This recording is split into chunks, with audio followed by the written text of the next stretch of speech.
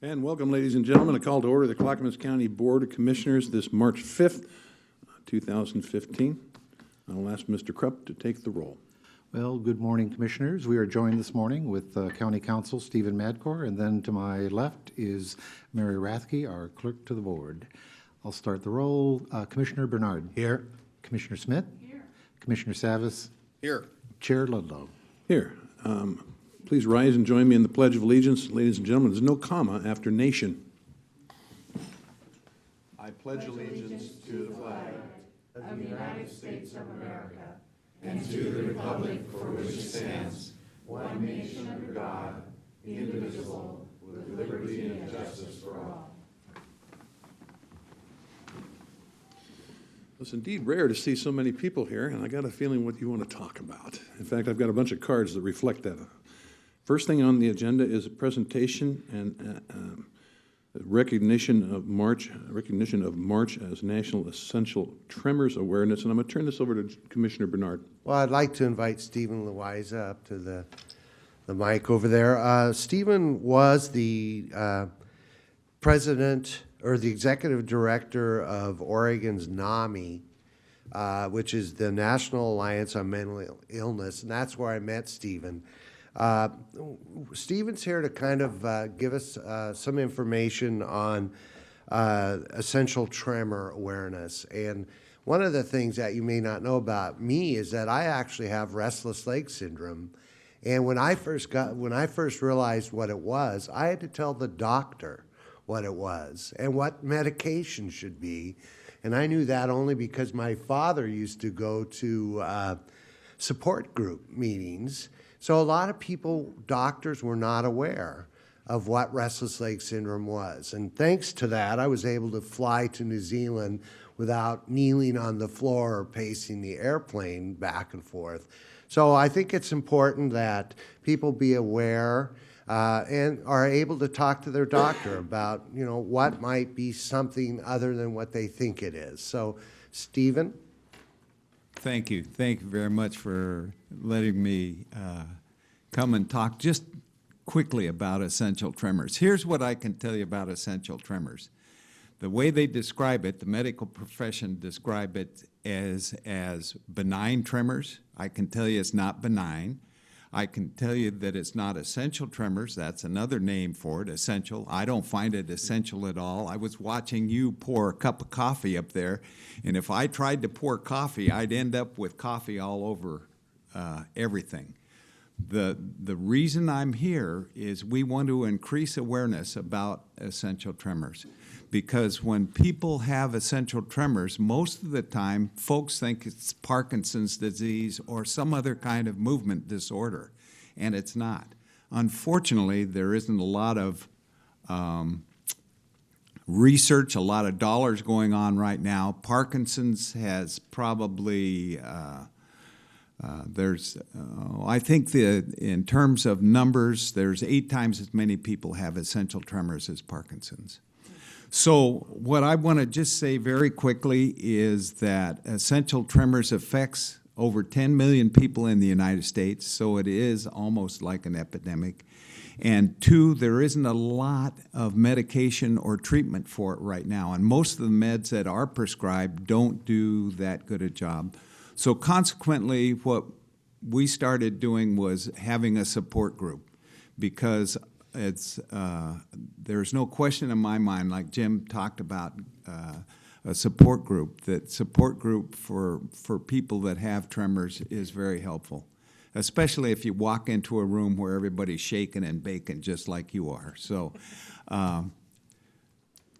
Congress in 2010 declared March Essential Tremor Month, and what we're doing here in Clackamas County is doing the same thing. So I want to put a word in for our support group meeting. We meet on the second Wednesday of every month. I put packets together for all of you, and it's got information about that. So thank you again for letting me present here. What's is there a website that, because that's easy to, probably for people watching to remember to go to. Is there a specific website? Sure, absolutely.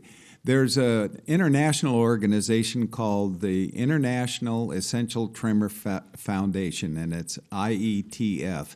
And if you have a chance to look at the material that I put together for you, you'll see that it's very well researched, it's very well documented, and very well done. So it's the International Essential Tremor Foundation.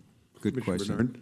Thank you. Well, I just want to add, NAMI is the largest nonprofit grassroots mental health education organization in the country. And if you can do what you did for NAMI in Oregon, Thank you. This group will be very lucky. So thank you for coming today. Well, I tell people to stand back because the train's left the station. We're going. Thank you very much. Thank you very much for coming today. Nice, thank you. Commissioner, no, it says Schrader here, so Commissioner Savas.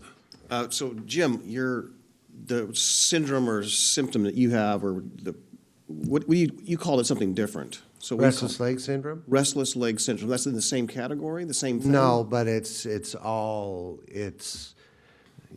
what's the term they use?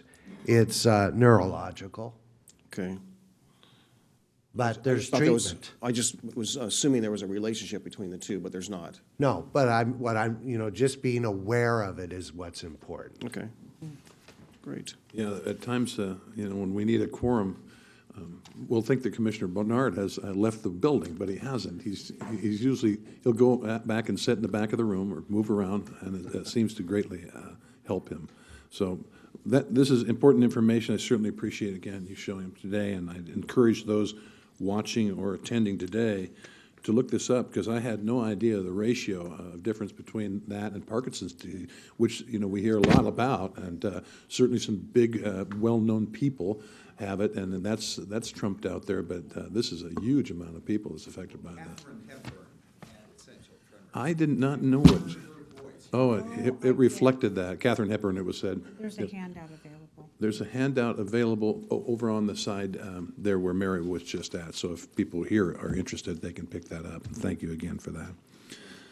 The next item is citizens' communication, and we have a large amount. Now, I noticed that the preponderance of people are here to talk about Eagle Landing. Now, we have made Eagle Landing a board discussion, and certainly people are able to and encouraged to come forward and talk under citizens' concerns. So you'll have your 3 minutes. So I'm going to put two people up, and then put two on deck. So the first two are Les Poole and James. I apologize for pronunciation here. Markiokas. And then after that, pencil, it is Mark Fitch and Ted Hartzell. Good morning, Les Poole, Clackamas County. I'll be brief. You got a lot of folks here today. I want to thank the board for passing the resolution supporting the Second Amendment rights. That it comes close to home. I had a tragedy in my family similar to what happened with Commissioner Schrader. involving a gun and a fool.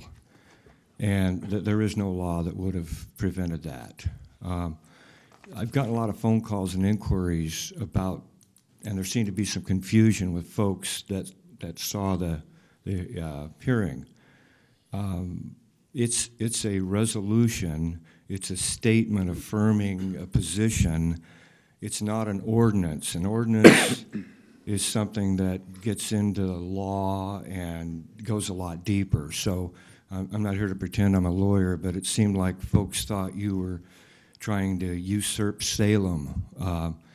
And really, the county's got such a huge plate, and it's always full.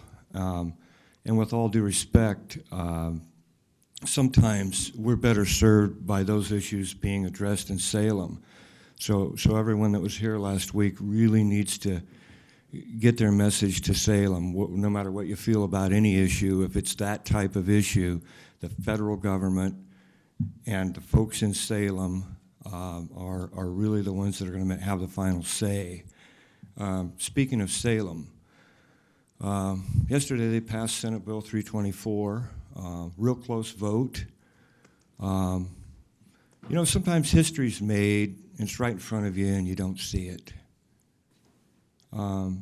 Certainly history was made in December when Metro, with what I consider to be the bare minimum of balanced input and outreach, spent a couple of years and passed the climate smart communities. And of course, an unfunded mandate. And we all know where that money will come from now. We're going to have tax increases. We're going to continue to float out way too much money to folks that are going to spend it like Sylvia did. Now, there's a gas tax coming out of Salem. You can bet that will pass. And that brings us to Clackamas County. I would certainly like to know how we're going to fix our roads. I know that discussion's coming. I saw an article in the Citizen News, and I'm just troubled by what's going on. I'll donate my last 10 seconds to Richard Langdon. Thank you. Yes, sir. Yes, thanks for hearing me today. I'll keep it pretty brief. My name is James Makiokis. I'm a citizen here in Clackamas County. I am a former board member for the Clackamas Chamber of Commerce, board member of the Happy Valley Business Alliance, president-elect for the local Rotary in Clackamas, and board member for the North Clackamas Education Foundation.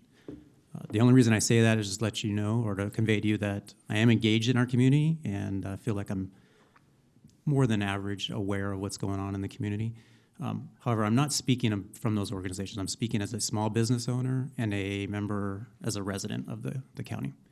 And I'd like to strongly encourage the county commissioner to follow up on their promise for the Eagle Landing project and to support that in every way they can, because a lot of planning has gone into this based off of that promise.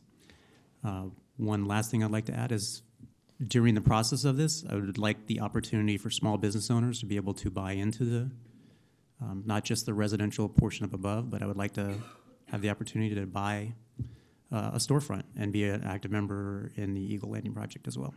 So thank you. I'll donate my time. I think Mr. Nedolewski would like to speak with you about your request. All right, thank you. And so those two that I said were on deck are now up. And again, that is Mark Fritz and Todd Hartzell, followed by Mac Woods and Joan Luber Valares. Sorry. Yes, either one of you can start.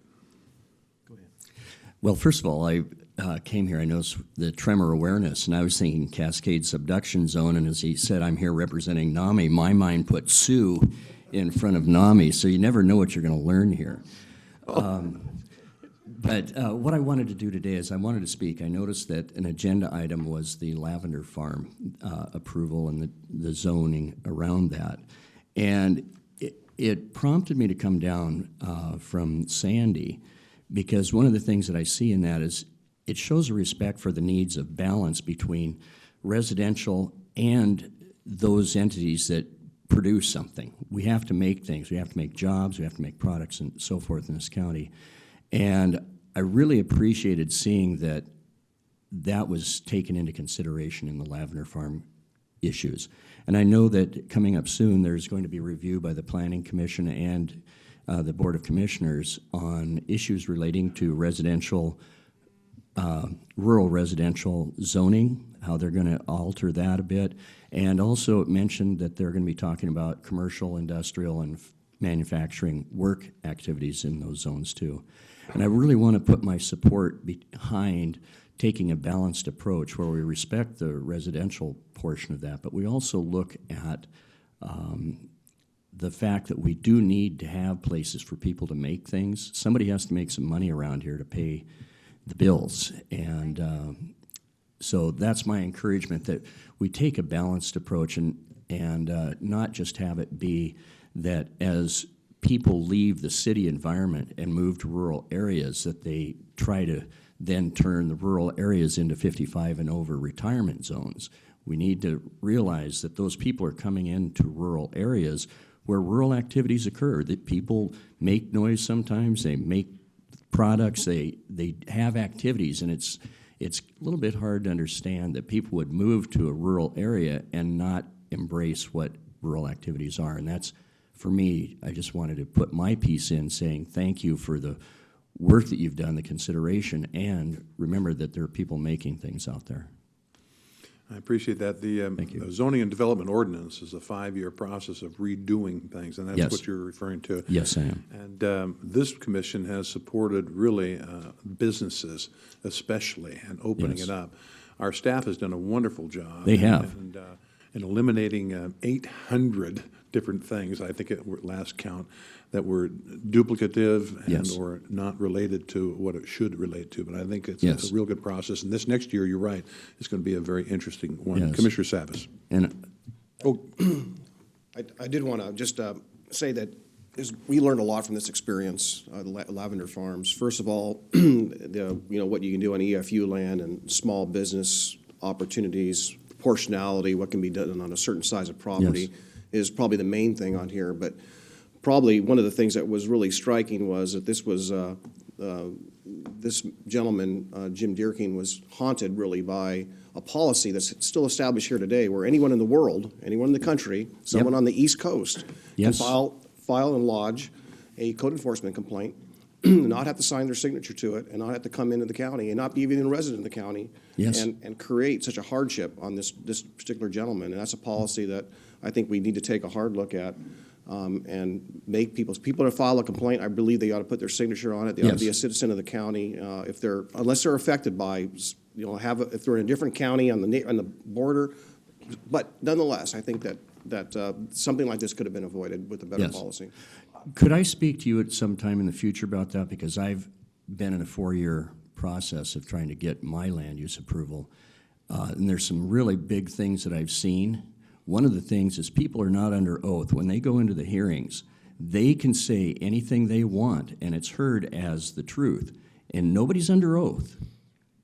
And that's a big thing for me, because I've watched it. And, repetitive complaints are another thing. I think there are some things that we could do to, I'm not opposed to having people have the right to file a complaint, but repetitive, unnecessary harassment complaints are a big thing, and there are ways to fix that.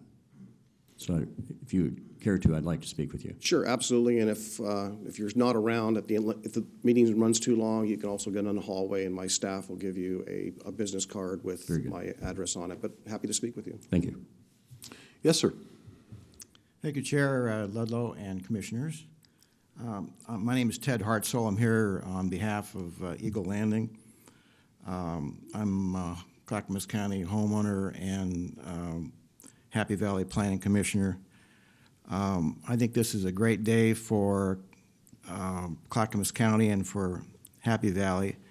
I wanted to thank you for your work on behalf of the Eagle Landing development. Today, your decision completes a longstanding goals for strategic development of community and economics in our county. It also completes work that was initiated by Clackamas County to complete the roadway of Monterey, across from the bridge that goes over 205 currently, and connected up through New Hope's property to the turnaround up on Stevens, which I think is an important addition. It also completes, I think, in my mind, it completes the dots and much of the infrastructure and investment that has been done by Clackamas County for the Bob Schumacher, for instance, the sewer systems, and many other infrastructure developments. It makes Clackamas County a go-to place, a new southeast urban center. And it answers the questions, in my mind, what do we do with the growth that's coming? When the rest of the world gets a load of our good weather in Oregon, they're going to be coming in droves. Well, and they're already coming in droves. We know that. We've already heard testimony about traffic concerns. In my mind, this answers many of those concerns. California has proven you can't build enough roads. So how do we accommodate this density? Also, cultural and economic demands for Clackamas County resources require solutions to be smarter. Urban density reduces the demands on infrastructure and maximizes access to amenities and life experiences. I would like to repeat that. Urban density reduces demands on infrastructure. So this project, I support this project because it will be sustainable. It's an integrated living situation with many inherent efficiencies in a live, work, play environment that's focused on wellness. It also reduces the carbon footprint. It provides and promotes local businesses. It provides for many amenities that I'm going to enjoy as a Clackamas County resident. It's a ground-up neighborhood, so it offers the ability to be able to take advantage of new technologies and up-to-date sustainable building systems. It will be a model for the state of Oregon and beyond on how to provide for simpler and more efficient living. It will accommodate Clackamas County growth. And thank you for your We've got a lot of cards, so you probably have to wrap up here. Thank you. Thank you. All right. So it is Mac Woods and Joan Luber Alvarez, and then followed by, everybody can correct their name after I botch it, okay? Tim Bogus and Jerry Varvel. Either one. Well, I'll just piggyback on what was just said, and I will. Tell us your name. My name is Joan Lubar Alvarez. Thank you. And I'm a resident of Happy Valley. I've been here for 15 years, and I am very much in favor of the comprehensive value of Eagle Landing. And one of the things that I really think is important about it is how deep they've thought all the different problems and all the different concerns. And I think the traffic problem, one of the things that you're concerned about, I think one of the things that's so important about Eagle Landing is how they are minimizing the use of cars and how they'll have the electric cars and the whole idea of it being more foot traffic and allowing people to move around utilizing much less, utilizing their cars much less. And also by having the connection between that and Clackamas Town Center, that will also allow people to park there if there are bigger venues in the community center. I think we desperately need a community center in this area, and I love the idea that they're adding that plus such a complete way of living.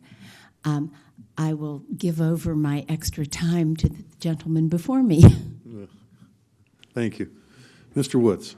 Yes, sir, Chair Ludlow and Commissioners, County Commissioners. I am Mac Woods, and what a perfect day well, sun is shining, but to talk about this subject, politics. That's where it comes from. Again, I want to thank the people that does the cameras, the videos. They do a great job. They deserve a pay raise.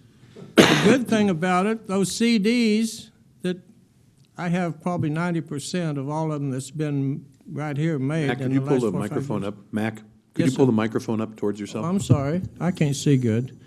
I want to hear you good. Talk about tremor awareness. Mine is worse than that. I can't see, and I had all the coffee that I spilled on myself. It would float a battleship. Thank you. These CDs don't forget, and it tells us exactly what people say. And out of respect, I'm not naming anybody personally. Veterans certainly understand what respect is. I'm one of them, and what it means. Our most difficult mission is to talk with some politicians about what they vote on, as well as taxes, while they totally ignore veterans. That's veterans with service-connected disabilities. My name's come up right here in this room more times than I want to tell you, but it's on those CDs. And others tell me that I let borrow them and see it on TV too. Some politicians do not always show the same respect in return. I don't know why. That's just the way it is. We learn to swallow it. We just had a town hall meeting last Saturday, 5 days ago. Well,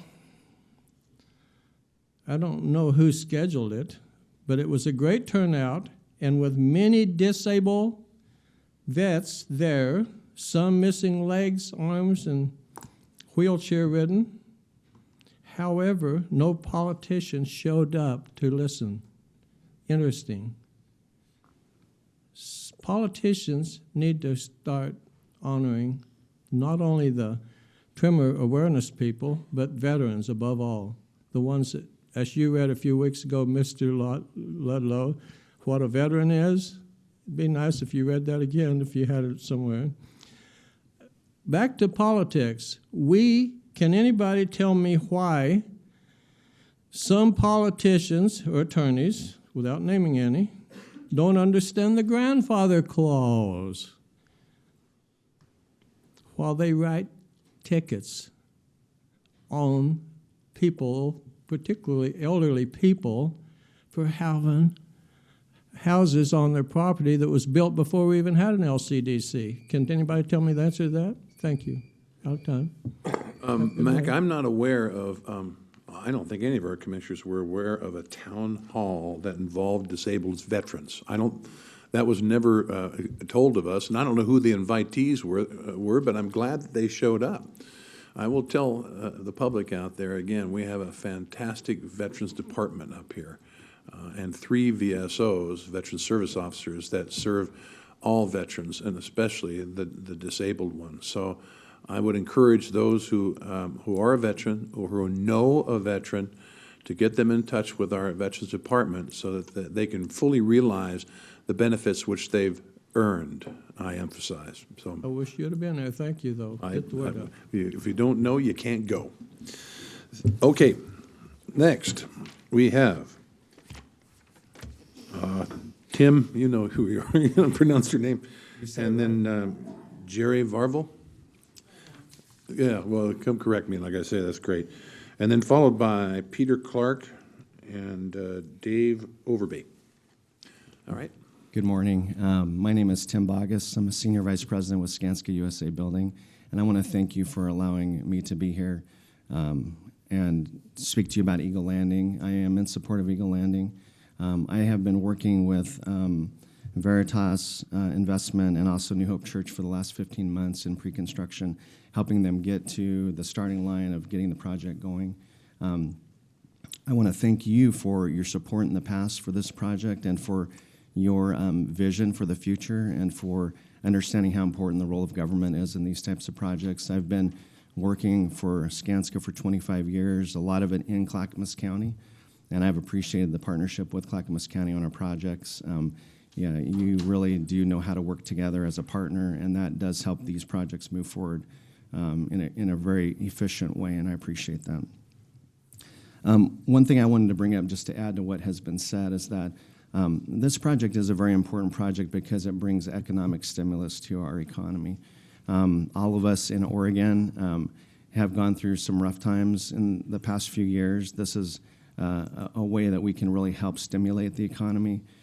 We finished a job recently in Hillsboro, Oregon, that was about the same size as this project. Everybody that came to the site actually was oriented on the site, and so we have records of that. We oriented over 10,000 workers on that project in a 3-year period. And so thinking about just the construction workers that are going to have jobs in this market, that's a huge benefit. But also looking in the future and having the live, work, play environment, keeping the economic dollars local throughout the life of the dollar is very important to Clackamas County. And so I would really encourage you to support, continue to support Eagle Landing, and thank you for your time today. Thank you.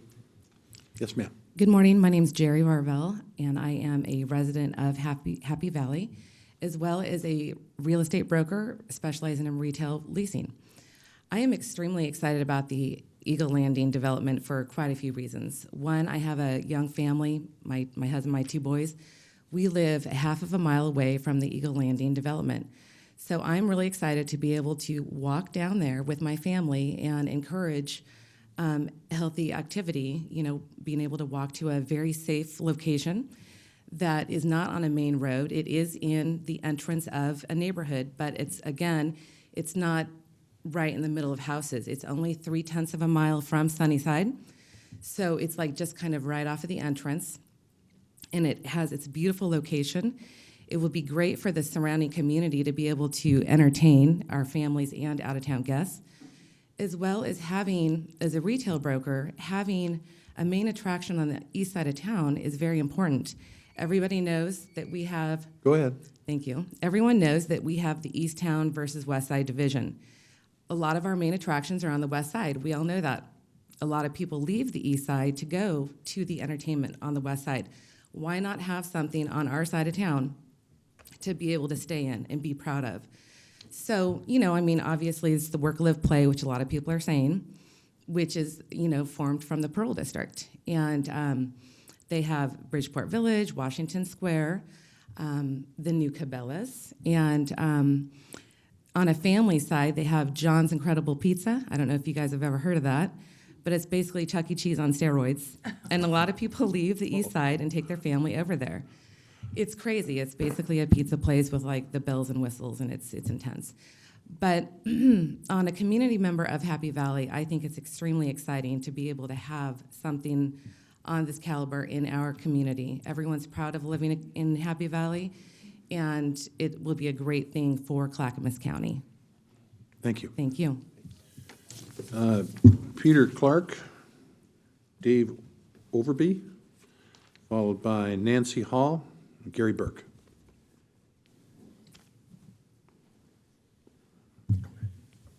Commissioners, my name is Peter Clark. I'm a realtor, real estate broker with Keller Williams. I'm also an owner of the franchise and the operating partner.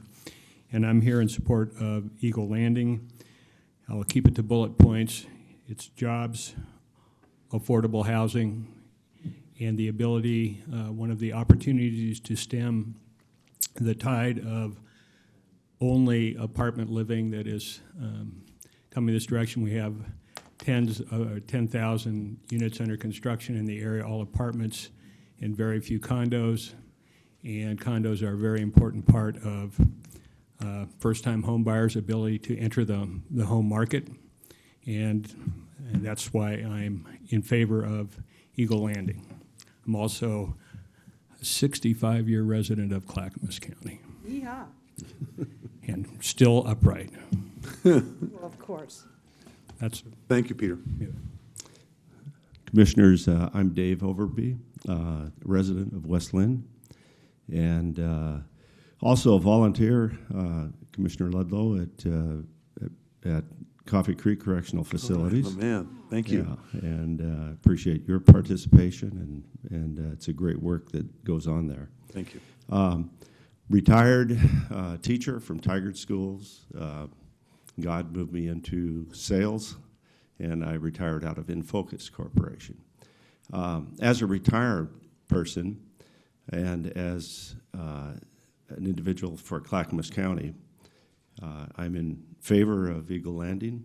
I'm excited about it from the perspective of retirement, being active in retirement, the opportunity not only in this mixed community to walk, to play, to be involved in that community, even in the form of volunteering.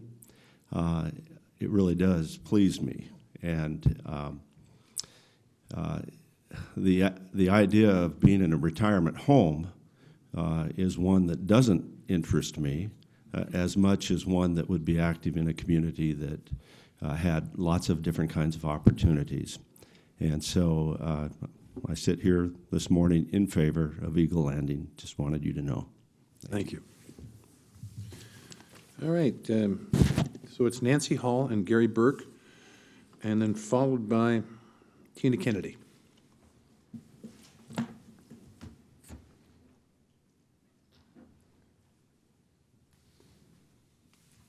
Either one of you can go first. Thank you, Commissioners, for the opportunity to speak in support of Eagle Landing. My name is Gary Burke. I'm a homeowner in the Volare Townhome area just below the Eagle Landing Golf Course, and I'm also Secretary of the Volare HOA. And so I just really wanted to report to you that not on behalf of the HOA, speaking only for myself, but in observation of the comments that I've received from members of the community, that the community is excited about this development. My wife and I walk our dog around the community on a regular basis, and it's a very active pedestrian community, and so we're looking forward to having these kind of facilities within easy walking distance of us. So just wanted to say our 2 bits worth to support the effort here. Thank you. Thank you.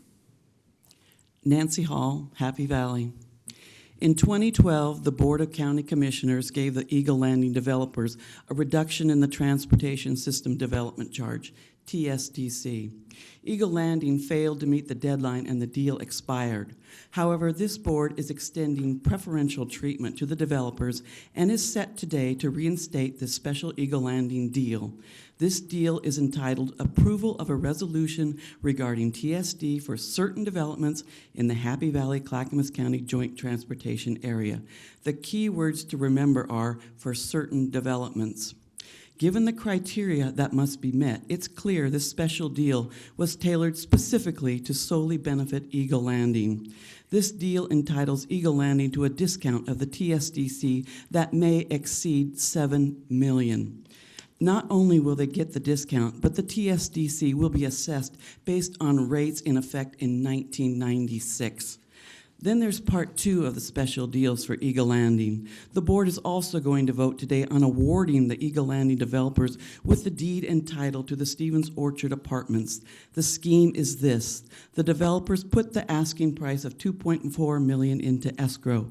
Then if they meet a few criteria, they get their $2.4 million back. These special treatment deals are blatant, brazen government favoritism, and it stinks on ice. Instead of the county treating all developers equally, they are choosing favorites and using taxpayer money to bequeath favors. This is wrong, and you know it. Apparently, it's not a concern that the mega size of this development will have a major impact on sewer capacity and water. The favored status of this development overrides common sense, and if a new sewage treatment plant is required, then us taxpayers can just pay for that too. In the county's mind, whatever it takes to get this development in, the taxpayers can darn well pay for it. The county's position seems to be in order to get jobs in the area, they have to bribe developers. If a developer bleats out the word jobs like a sheep, then the county will cast taxpayer money at their feet like a flower girl tossing rose petals. This is nonsense. I'm here to tell you the taxpayers of Clackamas County can't afford your jobs program. These issues of the discount of the TSTC were $7 million, and the giveaway of the Stevens Orchard Apartments to the developer are being brought forward to the board today under the heading Board Discussion Items, and they will be discussed by board only. So after it's a done deal and the public is allowed to review the final disposition, we are shut out of participating in the discussion of how our tax dollars are spent. Is this Clackamas County's idea of an open forum? This is shameful. These deals with the Eagle Landing developers are wrong, and we taxpayers will hold you accountable for your actions. Thank you. Commissioner Smith. Mr. Madcore, can you explain to me the process that was involved in these property negotiations and the assertion that the public was shut out in participation and discussion?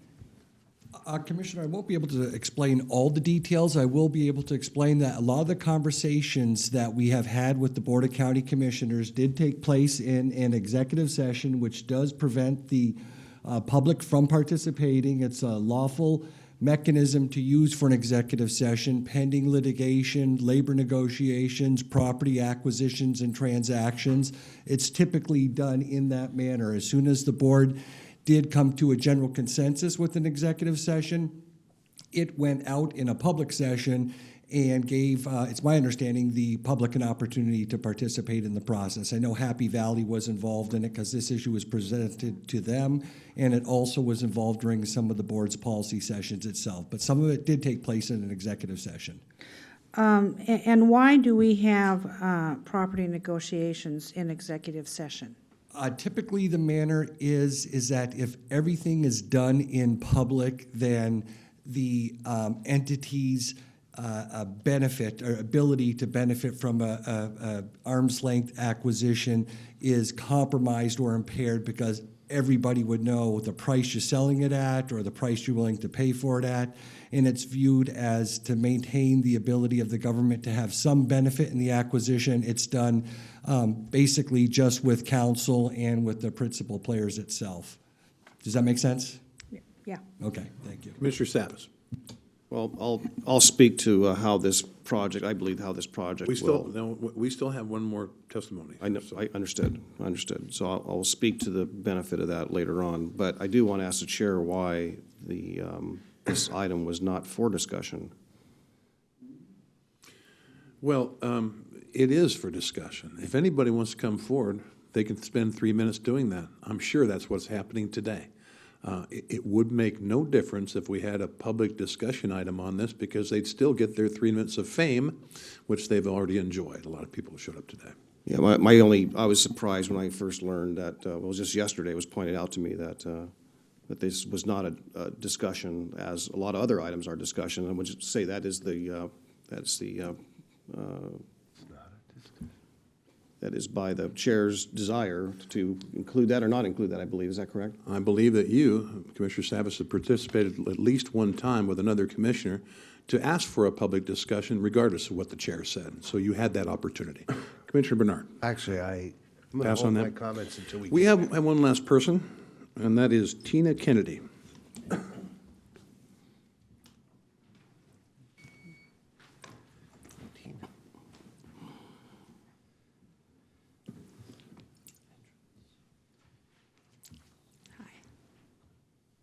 Hello, my name is Tina Kennedy, long-term Clackamas County.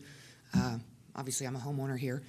You pull that microphone or get closer to the microphone at all? There you go. Sorry. Thank you. This is a little bit off topic, and I apologize. This is not about Eagles Landing. Any topic will do. Everybody keeps talking about information and getting information out there. I just recently retired from the United States Army, and I'm working on a project right now, a veterans transitional home. It's called Fort Kennedy, and has gotten quite a lot of community involvement. I had a meeting last week with 22 different nonprofit organizations that are all here in Clackamas County that help veterans. I'm pulling the community together, all the different nonprofits. I have another meeting on April 12th for actual members of the community, for veterans or disabled vets or people that would like to help out. Or I know a lot of veterans work at the VA hospital, which is not in our county, so I wanted to give them an opportunity to have a place to work or help other veterans in the road to recovery. So I wanted to invite everybody to April 12th at the Milwaukee Elks Lodge, and I can give you the information on it, but it's gotten pretty big, and we are planning on, obviously I will be briefing you more in detail once we get more of the details together. We're putting together, they're working on the grants and everything else to get this thing built, and it will be here in Clackamas County. So this is just an information briefing to let you know what we're working on. Blessings on you. Now, do you know what time that starts, that particular meeting? It's at 1 o'clock, April 12th, at the Milwaukee Elks Lodge. And there's about 200 people coming now that are just basic veterans and supporters. I've got about 10 businesses here that are working with me to support it, and I'm going to push forward. So it's going to address the homeless issue with the veterans here. It's going to address some of the PTSD. NAMI is obviously involved, Folk Time, all the major nonprofits are all working with me on this. Tina, have you talked to our Veterans Department here to make sure they have a presence there? Yes. Yes. Okay, good. Commissioner Smith. Well, thank you for doing this. Please email the invitation to us so we can get it on our calendars. We have a very busy calendar. We get invited to everything in the county. So hopefully 1 or 2 commissioners at least can come to this. And thank you for doing this. How long were you in the Army? 22 years, ma'am. Well, good for you. I salute you and thank you for your service. I graduated Milwaukee High School in '92, left for the Army 2 weeks later, and now I am back. I retired 6 months ago. And I came home and realized that there is a huge problem here Yes, there with is. the veterans not being taken care of. So hopefully, being a first sergeant and doing 2 tours in Iraq and taking troops down range, that I can find a way to build the same concept here and take care of troops here and get them off the street and take care of some of the problems we have Well, here. you certainly have the skills for it, and I just want to give you all the support that we can on this project. Thank you. Awesome. Thank you. Commissioner Savas. Yeah, similar to Commissioner Smith's comments, we met Tina at the stand down in Oregon City here just a few weeks ago, and Yes, I sir. want to just say I'm very impressed by your leadership on this and your efforts. So thank you for your volunteering, and look forward to that event. Thank you, sir. Thank you very much. Thank you. All right, we're done with citizens' communication, and Mr. Krupp. Okay, so the first scheduled action item on your agenda is consideration of a previously approved land use issue. I'm going to invite Mr. Nate Boderman from the County Counsel's office up to the dais to address you on this issue. It involves a comprehensive plan map amendment and zone change. Mr. Boderman? Good morning, Commissioners. Nate Boderman, Assistant County Counsel. This is a follow-up meeting to adopt a order related to a comprehensive plan map amendment and zone change application for James Dierking and Oregon Lavender Farm and Liberty Natural Incorporated, affecting property commonly referred to as 20948 South Harris Road. Specifically, the board order will approve 2 separate land use applications this morning: an amendment to the Clackamas County Comprehensive Plan to redesignate a portion of the subject property from agriculture to rural industrial, and a corresponding zone change from exclusive farm use, our EFU zone, to rural industrial. These applications have been identified as planning files ZO212-14-CP and ZO213-14-ZAP. Planning staff originally recommended denial of the application to the County Planning Commission. The Planning Commission conducted public hearings on this matter on November 10th, 2014, and unanimously voted to recommend that this board approve the application subject to the resolution of certain traffic issues. In between the time of the Planning Commission meeting and the board hearing, those traffic issues were resolved to the satisfaction of the county planning staff. The board conducted a public hearing on this matter on December 3rd, 2014, at which time testimony and evidence were presented. This board unanimously voted to approve the applications, limited to that area identified in Exhibit B and the uses identified in Exhibit C, both of which are attached to the board order materials which you have in front of you today. The board then directed staff to prepare the findings and prepare a draft order to finalize this decision. The order before you today will approve 2 applications, the ones I discussed previously, to reflect the amendments to the proposed applications. And again, all of those materials have been prepared. There's extensive findings which are in your packet, along with that map attached as Exhibit B and a limitation of uses attached as Exhibit C. It's certainly staff's recommendation that you adopt this order, and I'd be happy to answer any questions that you might have. Commissioners, any clarifying questions of the presenter? All right, I'll ask for a motion. I move we approve the board order for the comprehensive plan, map amendment, and zone change for James R. Dierking, Oregon Lavender Farm, and Liberty Natural, Inc., as previously approved at the December 3, 2014 land use hearing. Is there a I'll second? second that. All right, Commissioner Smith with the motion, Commissioner Savas with the second. Further discussion, Commissioner Bernard. Oh, I just want to add that I'm really excited about this. I mean, this is a unique opportunity to do something out in the rural community and support job growth and a piece of property that frankly was misused over many years, and well-established structures, and that will be finally utilized. So I'm really, really excited about this. And this gentleman has worked many years to resolve this, which came to our attention probably prior to me even being here, I think, in a complaint by someone who was perhaps a former partner, but who was dissatisfied and moved away and thought they would maybe punish him by complaining. So this is really great. Very excited to move forward on this.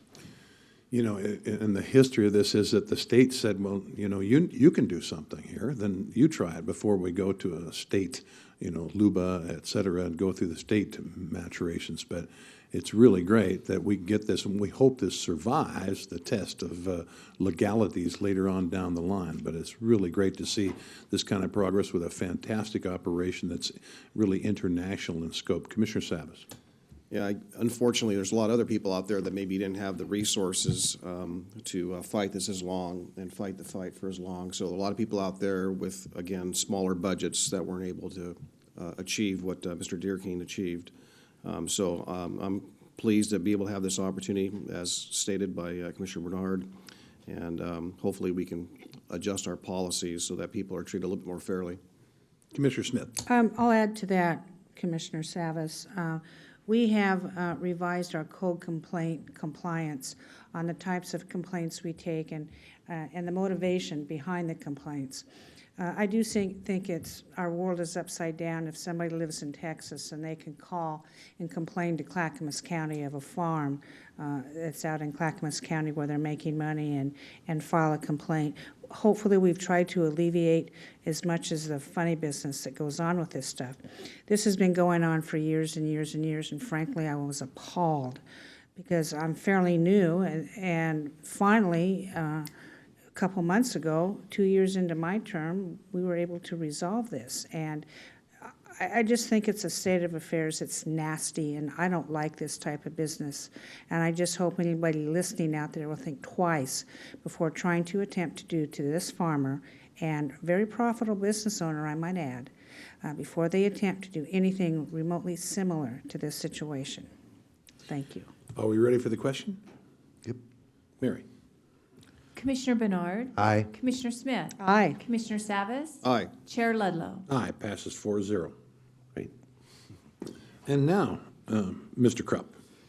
Yes, Mr. Chair, we do have two board discussion items on the agenda this morning. The first is a request from the Department of Transportation and Development to consider a resolution regarding transportation system development charges for certain developments in Happy Valley and the Clackamas County Joint Transportation Area. Mr. Dan Johnson and Mr. Chris Story are here to give you a report and recommendation.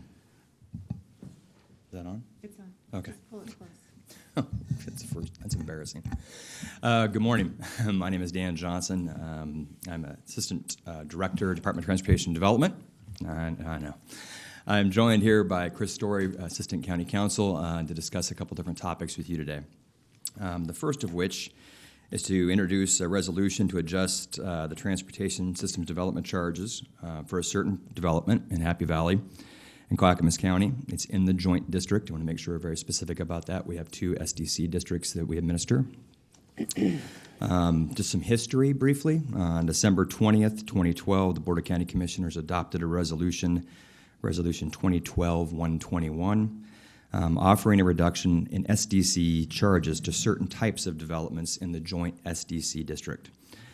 During the term of that resolution, which expired on December 20th of 2014, only one project, a development referred to as Eagle Landing, sought to utilize the incentive. There was a request from the Eagle Landing developer, though they were unable to meet all the requirements and the timelines in the original resolution, that good faith efforts were taken on their behalf to move the project forward under the terms of that resolution. The board, mindful of the specifics of that request, worked with staff and developed certain terms specific to that project as well, essentially certain performance measures that would need to be achieved and reached that relate specifically to this resolution. I'm going to pass this over to Chris Story for a moment to kind of run through the specifics of the terms and how they are articulated within the resolution.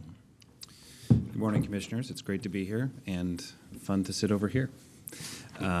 The specifics of this agreement, I will note this is a new resolution articulating new standards for the charging of less than the maximum transportation SDCs. This is not an extension of the old resolution, although it may look similar. That resolution expired by its terms in December. It will be a new one that is specific. One of the key components in the discussion we had with the board is a desire to make sure that the incentive was strongly weighted towards quick action. So the terms that have been discussed and proposed before you today are aimed at exactly that. It requires a development to meet certain criteria before they can qualify for it. In this case, at least a minimum of 1 million square feet of development, which would include 600,000 square feet of office space, 400,000 square feet of retail space, and 600 housing units. The developer, to qualify for this incentive, must file a master plan, qualifying master plan, meaning it represents a development along those lines at least, by April 15th of 2015. So about 6 weeks from now, it must be filed. There is a process for the approval of that and some deadlines that can be adjusted if there is an appeal or third-party challenge to it, but essentially it is incentivized to require the master plan process to start immediately to take advantage of the incentives being offered. The incentive offered is a reduction in the transportation SDC rate that will be charged from our current rate to the rate that was in effect in 1996. And there's an attached exhibit that articulates what those various rates are for the various types of development. The incentive is not available for the entire development. I will note it's available only for between 560,000 and 750,000 square feet of development that is taxable. So to the extent any development is non-taxable, it is not eligible for the incentive. This resolution allows for adjustments and makes clear which projects qualify for it. If the construction had already been built, if it was in existence before 2013, it would not qualify, for example. And specifically because this is a joint SDC area with the City of Happy Valley, we consulted with their City Council and staff, and they provided some feedback which is specifically reflected in Section 6, which is a request and requirement that the developer enter into an annexation agreement so that the development ultimately will be annexed entirely within the City of Happy Valley. And that is a summary of the terms. All right, Commissioner Smith. I have a question of the presenters. What other SDCs will the county charge for on this development besides a reduction in the transportation SDCs? Well, I will note it will be not just the county, but other utility services will be paying. There's certainly NCPRD has a park SDC. CCSD 1 would be the service provider, and there would be a sewer SDC. So the cost of growth will be recovered in that way. I'll also note, just for context and completeness, that CCSD number 1 also charges a connection charge, which is in essence an equity buy-in to the existing system, as well as recovering the cost from SDCs for additional capacity. And the county will be charging development fees in addition, is that correct? Correct. That's correct. There will Fees be charged to this development. essentially the property is bisected, with the easterly portion being within the city of Happy Valley and the westerly portion being within the unincorporated Clackamas County. There are fees that will be collected for development review related to the review of a master plan, which is one of the requirements of the stipulated agreement that we have before you today. And then in addition to that, we will have additional design review fees and detailed site plan review fees associated with that. And the amount of transportation SDCs we're talking about today are shared with Happy Valley, correct? The SDCs that we are referring to today are a part of a joint area fund that are collected not only within unincorporated Clackamas County, but also the city of Happy Valley. And so where the collection of those fees and the distribution of those fees occur depends on if it's within the county or not, but fundamentally it is a joint distribution of those fees and must be concurred. The use of those fees must be concurred upon not only by the city but by the county. And one thing that I wanted to make sure that we clarified, I didn't hear it in Mr. Story's testimony, was the fact that because it is a joint district, the board did require that there be concurrency from Happy Valley City Council on this particular matter, and the agreement does not become effective until that concurrence is achieved by the city. Thank you. Commissioner Bernard. So actually, you said something that concerned me, and I had not really thought about it before, but at what point will Happy Valley annex this property? After development or prior to? We haven't had specific discussions regarding that, but fundamentally, with the timelines the board has established within the resolution, it requires there to be development occurring sooner rather than later. In regards to the master plan, there's the April 15th, I think, is the deadline they have for submittal of that. And we are having, the way the resolution is currently worded is that we have to negotiate an annexation agreement or development agreement between the parties, between Happy Valley and the developer in regards to the timing of that particular annexation. Okay, I guess I just want to state, that Happy Valley, in consideration of removal from the Parks District, it would concern me that they wouldn't be paying those SDCs for parks development should they annex it and go away. It's kind of funny, as mayor of Milwaukee, when somebody next to us was doing all this studying, paying all these fees, and Milwaukee didn't know about it until they decided, well, we want to hook up to the sewer, was of great concern. But in this situation, Happy Valley is a partner in this project and knows all this stuff is occurring. We're going to be collecting all these fees, and at some point, because, maybe because we can handle the process more than Happy Valley might, because we have a larger department and have had years of experience. It's kind of different from what the city of Milwaukee went through when I was mayor. I was really upset that occurred, and negotiated with the county, and they agreed to go through the city of Milwaukee, at least let us know the process has taken place. This has obviously occurred there. What I think is really important about this is that we've heard this project was going to happen for years. And we said, okay, now we're going to say this project's going to happen or you don't get it. We incentivized them to do the project, and they had to qualify. There was an opportunity for anyone in the county to take advantage of this. We're still open to anyone coming to the county and saying, hey, I'd like to do this development, but I'm going to need a little bit of your help. I'd say we're still open to that, where anyone else. We're not saying, you guys get this and nobody else does. I don't think anyone has ever said that. There has been no other project that I know of in Clackamas County that comes close to this. I hope there is.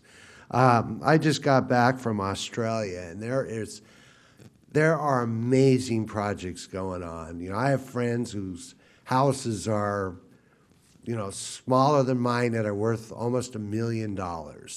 It's just crazy down there. And development, the density is much higher than I ever imagined it would be. But, you know, they're clustering, and I think that's really important. When we look at Oak Grove and Oak Lodge, we talk about whether we're going to redo zoning or hold it as it is or make some adjustments here and there. You know, this is a lot different. It's really a great opportunity, but, you know, I'd say we're holding the torch to their feet. You're going to do this or you're not going to get this, which is, I think, really makes this something that excites me.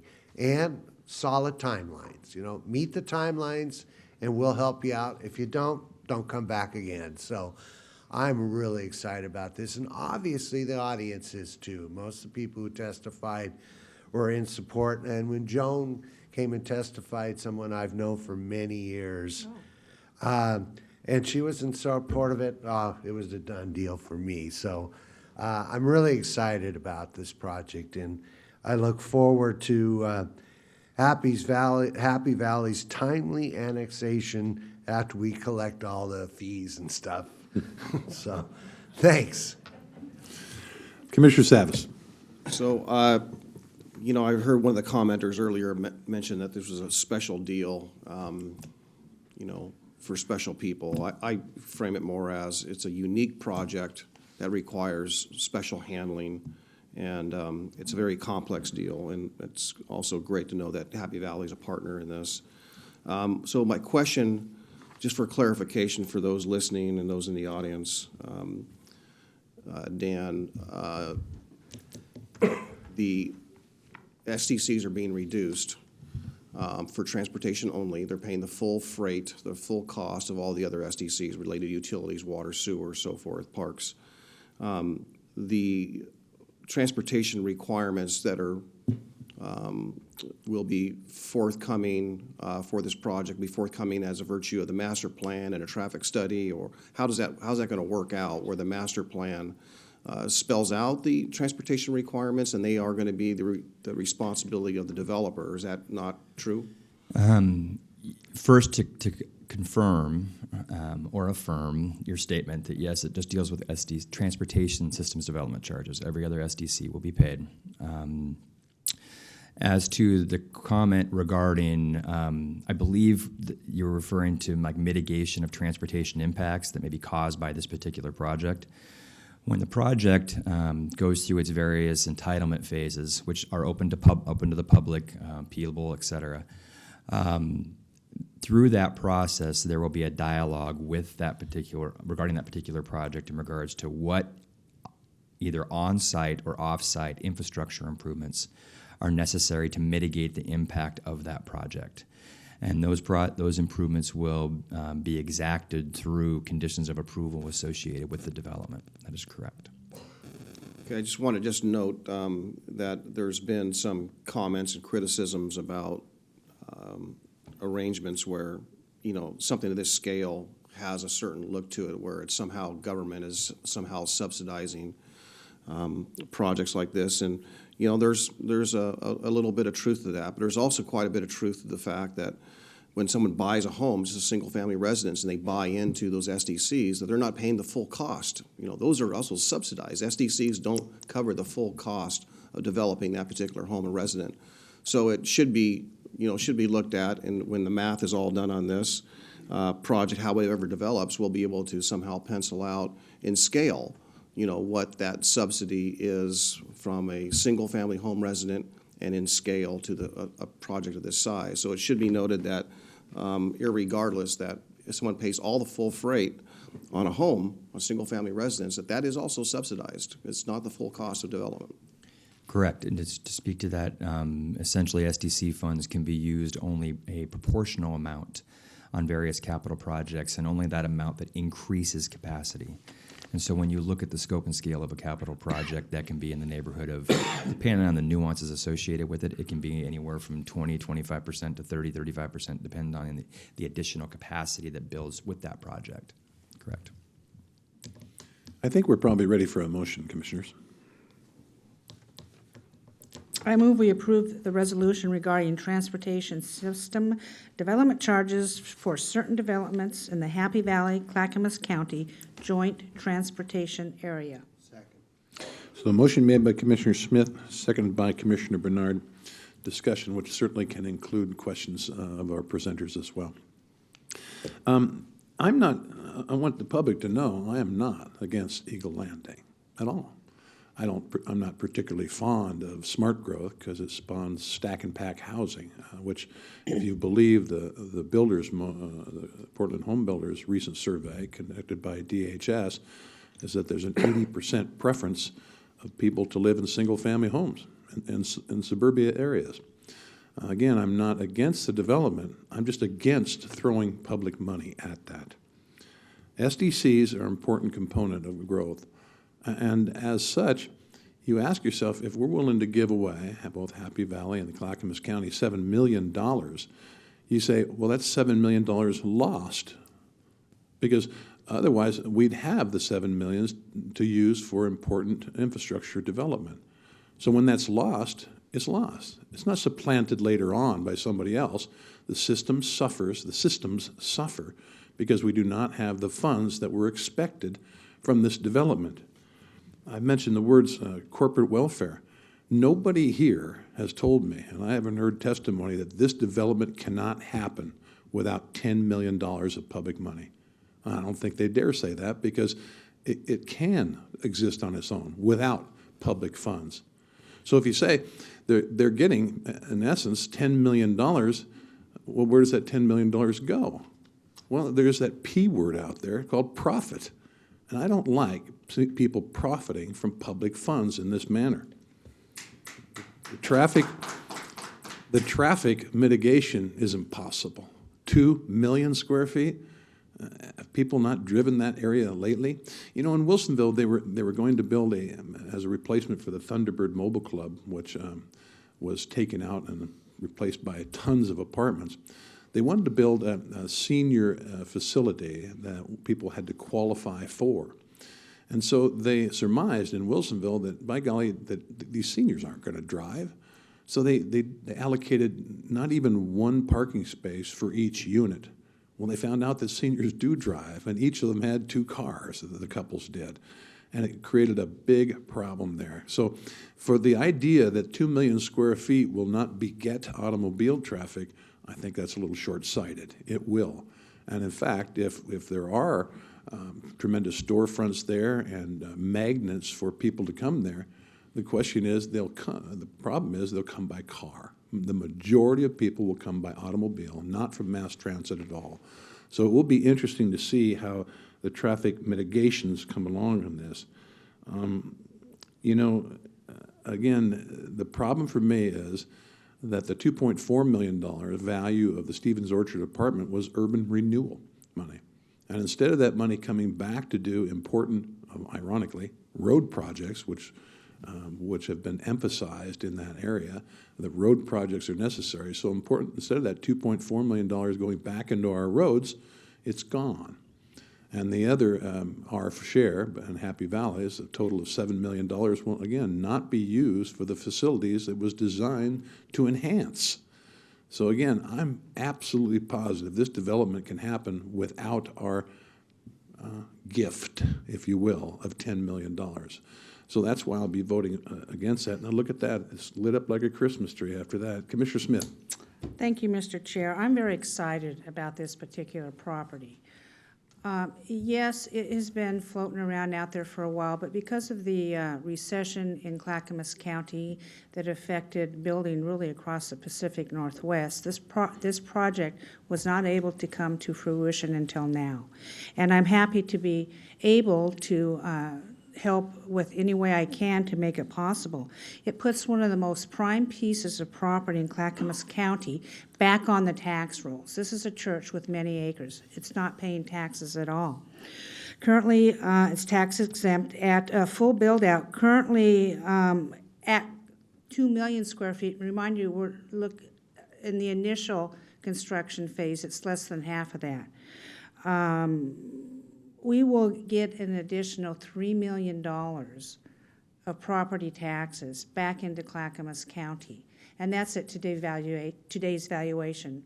If the market keeps going the way it is, it could be valued at higher. So we're taking a tax-exempt property, putting it back on the rolls. And that revenue can be used for many things that people come to us and beg money for, and we have to say no because we don't have it in our general fund. We have domestic violence programs, we have our veterans programs, we have many of our own buildings that Clackamas County owns that are in huge disrepair, and I will cite Clackamas County Fair as one of them. I will cite Parrot Creek Rehabilitation Center for Boys is very dilapidated, and we are struggling as a commission how to pay for those things. This project will give us more money in our coffers to use wisely to help repair some of the things that have been neglected for years and years and years, and I'm happy to get that money. It keeps retail, office, multifamily, and medical facilities close to freeway access so we don't have to use our precious farmland. And that's why I'm excited about this. We can still have our farms, and we just had the Lavender farm mentioned earlier. So I think this is an extremely smart development. Monterey Road Avenue, an east-west connector, will be paid for at the cost of the developer, at no cost to the county. But there will be a transportation review, and there will be a transportation plan, and I'm sure that Monterey is probably not the only road that this developer is going to have to make improvements to. So that is coming once the developer submits the master plan. And I was asked, well, why don't we know what those transportation fixes are going to be? Because we have not seen the master plan. And for some, including me, that's a little bit backwards, but now that I've been through the process, I understand it. We can't impose transportation guidelines on a property until we know the exact amount of square footage, the use, and how many cars are going to be going in and out. So that's yet another step that has to be completed. But I'm excited. We have investors from across the United States, national investors coming in and seeing this as an important project. With in mind, it could have gone to another county. They were looking at another county. And the overall investment on Clackamas County's part is 2% at today's values. If values go up, which I suspect they will, because we performed a very conservative estimate, that 2% number could go down as probably as 1%. And when you look across the United States at government's participation in projects, that is cheap, folks, very cheap. So I have been criticized for this from some of my friends, but I'm willing to take the gamble and go forward on this. I was on a radio show not long ago, and this radio show host says, well, you know, Tootie, why does big development get all the breaks and the little business guy doesn't get any breaks? And I submit to him that when construction begins on this, it's the little business guy who will be employed at this place to perform the duties, such as all the construction phases of framing and excavation and pipes and HV, and and all of our businesses will be used to buy the products to go into this. So I don't see this as just some nebulous big business out there only profiting. That will definitely have a trickle-down effect for our economy. Now, a while back, this commission passed a strategic plan called Performance Clackamas. And in that plan, we said Clackamas County will have 10,000 more jobs in this county in 2019. And I have often asked my commissioners, to their consternation, well, folks, where are we going to get the jobs from? We have to help somehow aid private industry in bringing those jobs. And they probably get tired of me hearing that. And they say, well, the goal is kind of aspirational. And I says, no, these are goals. There's no aspiration in them. We will accomplish them. And I'm happy to move forward on accomplishing many more jobs in the area with this project. Commissioner Savas. Well, I agree with a lot with Commissioner Smith said, except for one word. It's not a gamble. Oh. It's not a gamble. I think I said risk. The way this is written, and our staff did some great work, and in our executive session, we charged them with, wait a minute, we're not going to give anything away. There's got to be a return on investment. And as the chair spoke about a gift of $10 million, I look at it differently. The gift here is what this project is going to bring in its minimum form, if they perform, in order to qualify for these benefits, you know, we're expecting over $150 million of assessed value brought in, which approximately, looking at the table I have here, 75% of that will be taxable, which will generate $1.7 million, over $1.7 million per year into our tax rolls. Now, that's not the county's tax rolls, the county singularly. That is all the districts, all the taxing districts, $1.7 million. That's in 2 years. Just the price of the Orchard Apartments is paid for. These are the benefits, and I won't say there's a clawback in here. So it's not really a clawback because we're not giving anything until this project is actually built. So to characterize it as a gift that we're giving away any money, I don't see it as that. The benefit is there. There is no gamble in this whatsoever. If they don't perform, the money stays, and those SDCs aren't relieved, and the money that's in escrow is returned back to the county if they don't perform. So there is a return on investment, and in short order, we will be made whole because the projects that we will be built, the road projects we build, will be the responsibility of the development. And this is a reduction of the SDCs, transportation SDCs, not a full gift or giving away of the SDCs. They're not being completely waived whatsoever. This is only a partial reduction of those SDCs. Of the presenters, I'll ask, we well know, and it was explained that the $2.4 million, as part of this transaction, $2.4 million in cash will be deposited by the applicant into escrow. And so the question is, when is the deed for the Stevens Orchards Apartments turned over to the developer? If I can offer the clarification, you're actually sitting as the county board right now and just considering the transportation SDC resolution. We haven't presented on the Orchards Apartment yet because you will be citing that as the development agency board. That comes second here. I will make a careful note to make sure to answer that question if you don't mind. That's fine. We were talking about it in the totality, and you're right. We have to convene a little later on the second part of that, and I get to talk again. Are we ready for the question, board? Yep. Mary. Commissioner Smith? Aye. Commissioner Schrader? I'm sorry, Commissioner Savas? Aye. Commissioner Bernard? Aye. Chair Ludlow? No. Passes 3-1. And now, I'm going to announce that the board will recess as the Board of County Commissioners and convene as the development agency for the next item. And we have the same two presenters. Shockingly. Good morning. Here again as the manager of the development agency, Dan Johnson.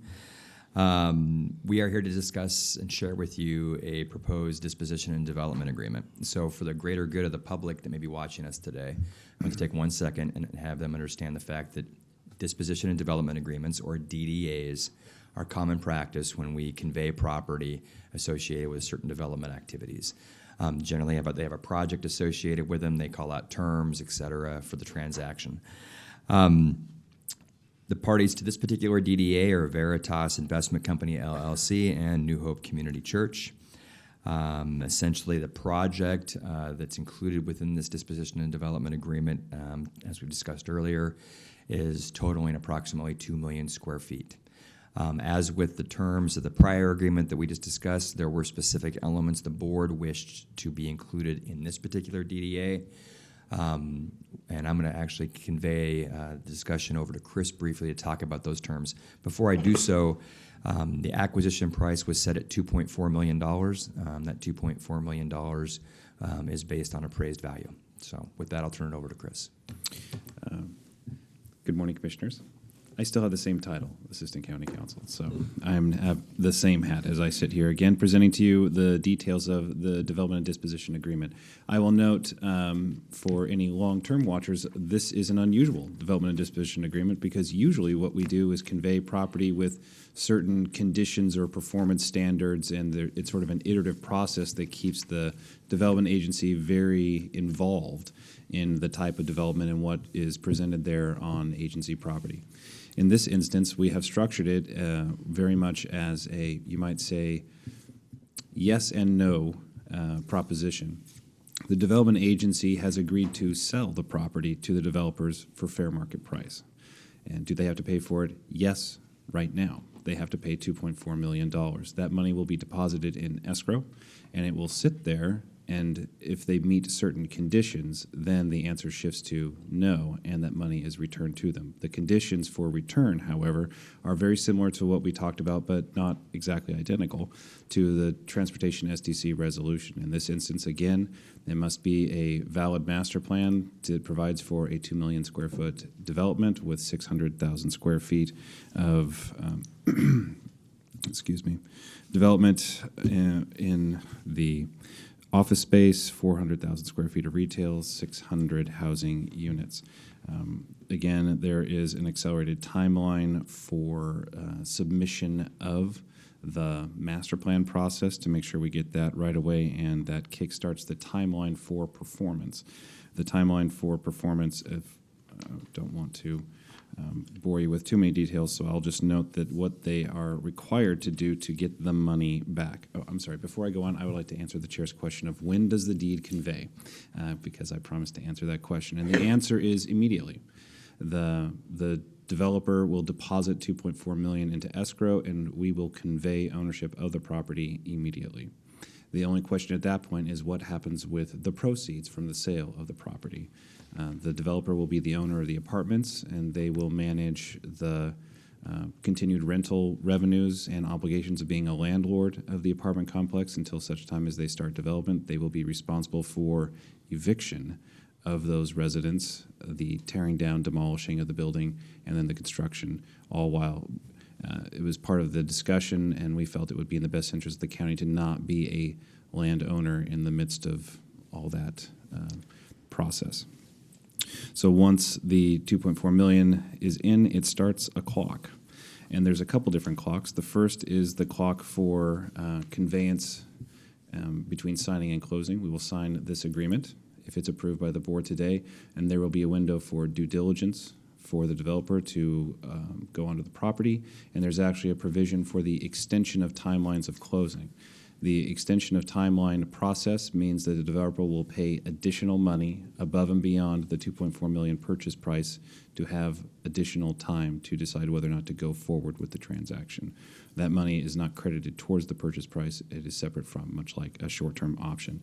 They are 30-day windows for each. There's a maximum. And with a maximum of 4, so a maximum of 120 days to extend the purchase deadline. Again, we are trying to make sure that the developer had a reasonable opportunity to look at the property and make sure it would work for their purposes, but also that we were incentivizing quick action. The overall delivery of the property is basically as is. We are not making substantive representations or warranties, so if anything is discovered in the due diligence process, we are not promising to fix it. We are merely promising that they have the opportunity to discover it and then talk to us about it and then decide if they want to go forward with the process. But we are in no way obligating the county or the development agency to do anything if something shows up. And overall, the goal of the agreement is if the certain conditions of development are met. Again, it's bringing online taxable square footage.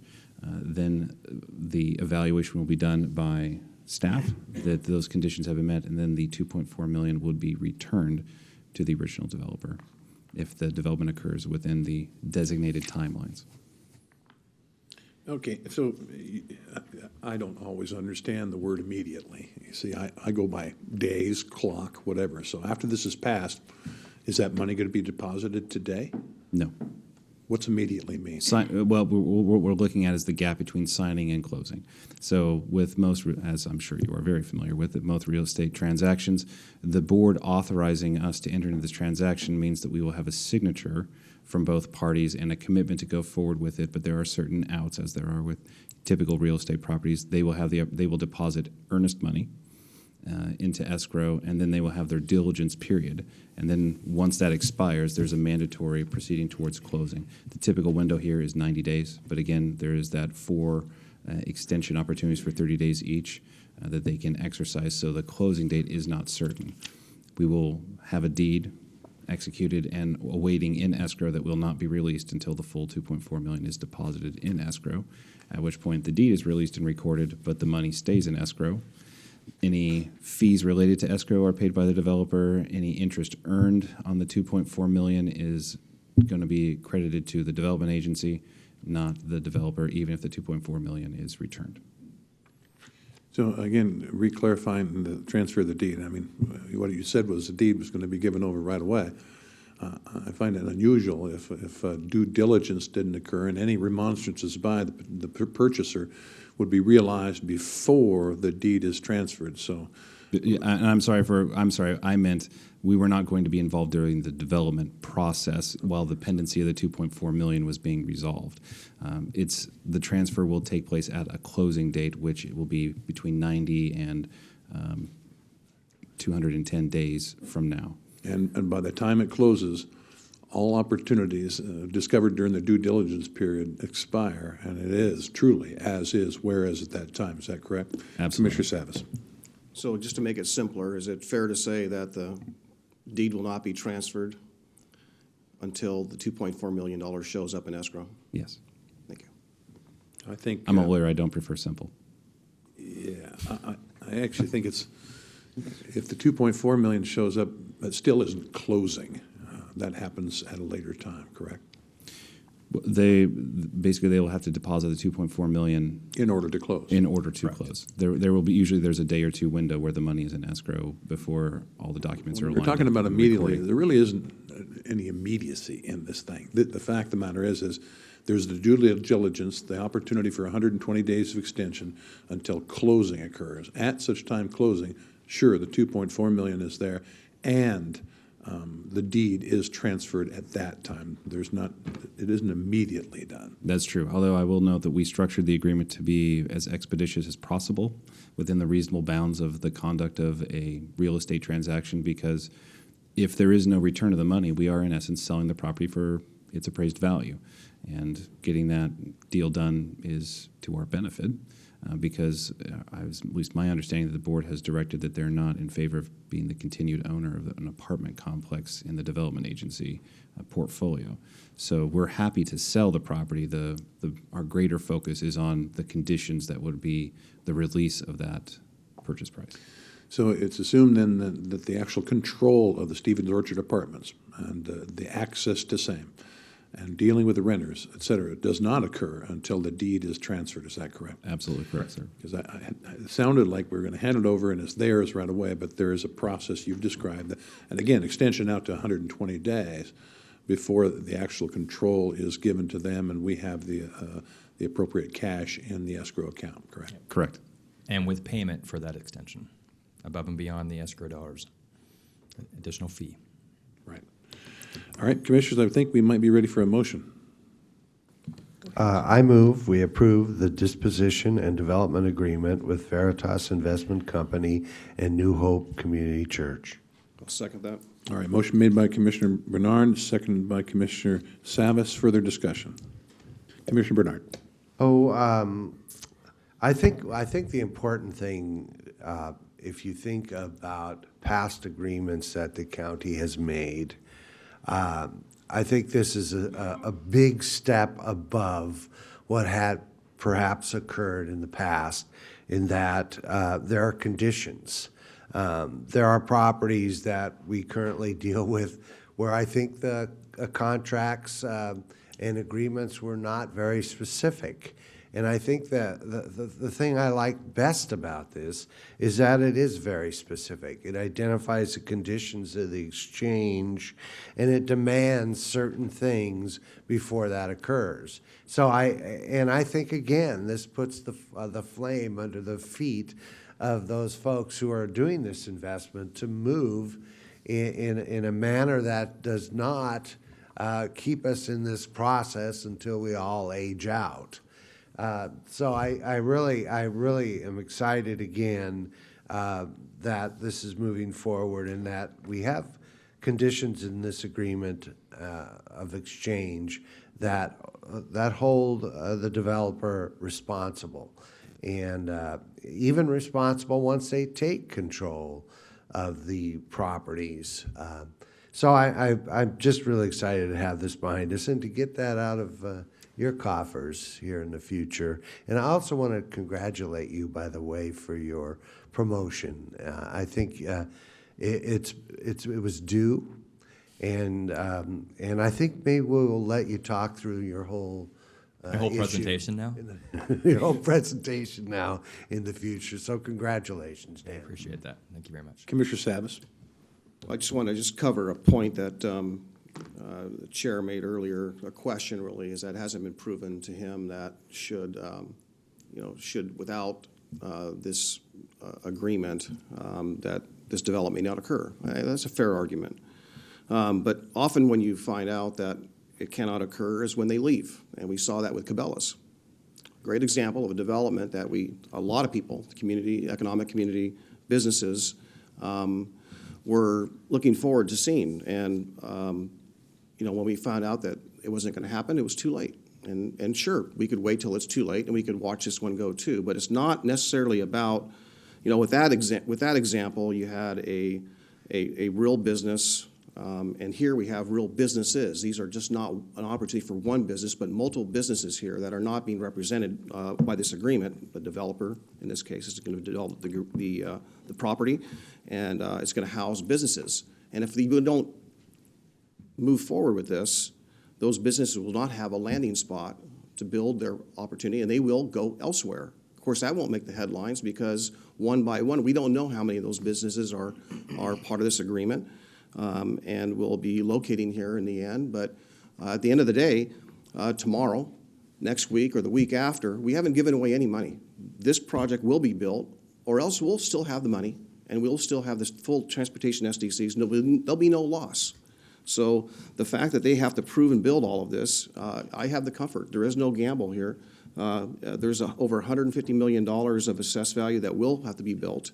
125 of that minimum will be on the tax rolls, and that will generate $1.7 million back into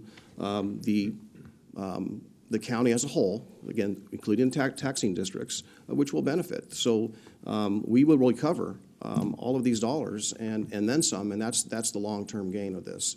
So I think it is a great, compelling question the chair raised, but again, I think it's proven already that if you do, once you find out about can it or cannot happen, it's often too late. Well, I'm going to vote no. That's not a surprise, I'm sure. The fact of the matter is, again, that this $2.4 million, if it did not go to this developer, would go into very important transportation system problems that we have in that area. That's where most of the urban renewal funds have been used, is transportation problems that we incur in that particular area. So there is, in fact, I think I worked with Mr. Johnson on looking at alternatives to the current Sunnyside Road overpass over I-205. Because if you think it's got problems right now, it's going to have big problems come this development, big problems, and it already has a bunch of them.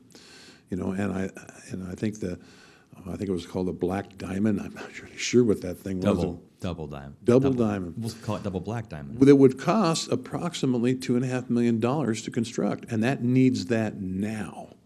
And so again, what will that area look like? Will developers also reach down that far away from their development? Not that far actually, but will they reach down and repair that and correct that and enhance that particular area? I have my doubts on that. But again, $2.4 million out of our urban renewal funds that would normally be used for infrastructure are lost with this deal. All right, Commissioner Smith. When it comes to urban renewal in many sectors of this county, it was very controversial, and there was a vote several years past that any more urban renewal districts created should go to the vote of the county. And I think some people are holding that same standard to this. This urban renewal deal, if you want to call it that, was made long before John and I arrived here. Yes, these apartments were bought with urban renewal. These apartments are aging. They currently net $288,000 of income a year. I would submit that income can be used quite fast in deferred maintenance on these. I don't think owning apartments is an aging structure is the best use of the taxpayers' urban renewal dollars. I think we're taking an opportunity to leverage that investment into something that's going to pay much more in taxes over a period of time, increase our AV to $260 million, increase our taxes to $3 million, as I said earlier. It will create thousands of construction jobs and a projected 3,000 permanent jobs. We'll see how that pans out. I'll just say again, Clackamas County is aggressively and competitively going after family wage jobs. This will put Clackamas County on an even playing field with, I think, our other two counties who get all the goodies, who get all the developments, because we need to show we can do something big. And I want to thank the developer and the people behind this for coming in and not only trusting that their dollars to invest the millions of dollars in that, but trusting our government and our people that we would embrace this. And I think that's been done. Giving or crediting or whatever word you want to do, a 2% investment, let's face it, folks, this is how the world works. When you have Multnomah County, and even to a larger extent, Washington County, willing to give, for instance, Nike $500 million to stay in Oregon, this is really an inexpensive investment, and that's what we're competitive against. It's the way the world works. However, if we lived in a perfect world, we wouldn't have to do that. But frankly, as being a lifelong Clackamas County citizen, I don't want to be our county looked at as something that is second-rate or a hick place to be. We have our wonderful vistas and private properties, but yeah, we can do this too. This puts people to work in Clackamas County. We're going to see a lot of things happen. And Nancy Bush, I want to thank you for when you come to testify and you bring up problems about transportation. I'm concerned about transportation. Nancy Hall. I'm sorry, Nancy Hall, about the transportation, and that needs to be worked out, but I'm confident we will get there, and in good time, this will work. Thank you. Commissioner Savas. Well, just briefly, just to touch on urban renewal. I mean, I understand the criticisms. The board 3 or 4 years ago voted to close this urban renewal district, and then we later fought about 2 years ago, year and a half ago, about how to distribute the monies back and close the district. And it's great to hear today that the chair supports the infrastructure projects that we're doing, and we're spending down that $48 million just on that. But part of the assets in order to close this district are these apartments, which were purchased initially because of right-of-way, because a road was being built through there. So that's how we acquired them. We just didn't buy apartments because that's what the county's in the business of doing. And here we are with the disposition of those now going to basically, what's the purpose of urban renewal? To increase assessed value, to revamp the area and to make it better. And we're accomplishing that. The assessed value of this particular piece, this project, is 8 times the value. So meaning that what we currently collect for taxes on this one particular property is under $30,000. I believe it's $25,000 or $28,000 that these apartments are generating per year to the county, to Clackamas County, the government, and that will go up to $248,000. So that's a considerable gain. Let alone the entire taxing districts, which have been paying into this urban renewal district, did this or believe in this. Those who do believe in it, for the return on investment. This is the benefit side of urban renewal, and we should be celebrating this to some degree, that we are actually getting and accomplishing a greater return on investment. That has to be pointed out here. All right. Are we ready for the question? Yep. Mary. Commissioner Savas? Aye. Commissioner Bernard? Aye. Commissioner Smith? Aye. Chair Ludlow? Nay. Passes 3-1. I'll announce that the board will adjourn as a development agency and reconvene as the Board of County Commissioners for the remainder of this meeting. It is time for the consent agenda. I'll ask the clerk to read the consent agenda by title. Ladies and gentlemen, if you're about to leave, you might want to grab one of our newest Citizens News here in the corner and exit at the back door if you possibly could. Thank you. Mary. Under Health, Housing, and Human Services, approval of a revenue agreement with Central City Concern for funding of mental health services at Chez Ami Apartments. approval of an intergovernmental program performance agreement with Clackamas Education Service District, approval of amendment number 2 to a professional service agreement with Passport to Languages for interpreter services at the Clackamas County Health Centers, approval of a services contract between Clackamas County and Alpha Energy I've got to ask in the Savers. back that whispering is not quiet, and so if you could take it out in the hallway, I'd greatly appreciate it, because it does come through on the microphones. Thank you. Mary? Okay. This was approval of a services contract between Clackamas County and Alpha Energy Savers, Doubt-Hit Thermal, Energy Green Solutions, Green Horizon Weatherization, Northwest Insulation, Performance Insulation and Energy Services, and Sensible Energy Solutions for multiple weatherization projects performed on low-income dwellings located throughout Clackamas County. Under elected officials, approval of previous business meeting minutes. Under community corrections, approval of amendment number 2 to the intergovernmental agreement number 4855 with the state of Oregon for funding for community corrections substance abuse programs. And under Water Environment Services, approval of a contract with CDM Smith, Inc. for professional services related to the Blue Heron aerated Stabilization. Okay, no, I just lost that for a minute. Aerated Stabilization Basin Sludge Management Project. Great name, isn't it? Sludge. And that concludes the consent agenda. All right, thank you. Commissioners, you want to pull any of these items? No. If not, we'll entertain a motion. I move we approve the consent agenda. Second that. Motion by Commissioner Bernard, seconded by Commissioner Savas. Any further discussion? All right, Mary? Commissioner Bernard. Aye. Commissioner Smith. Aye. Commissioner Savas. Aye. Chair Ludlow. Aye, passes 4-0. And now, what we've all been waiting for, it's the county administrator update. Well, yes, Mr. Chair, and I do have several items to share with you. One is when you leave the building today, as you're walking out to your cars in the parking lot, I would invite you to take a look at the 2 reserved parking spots that we've got in the parking lot that are designated as Veterans Preferred Parking. The signs are up.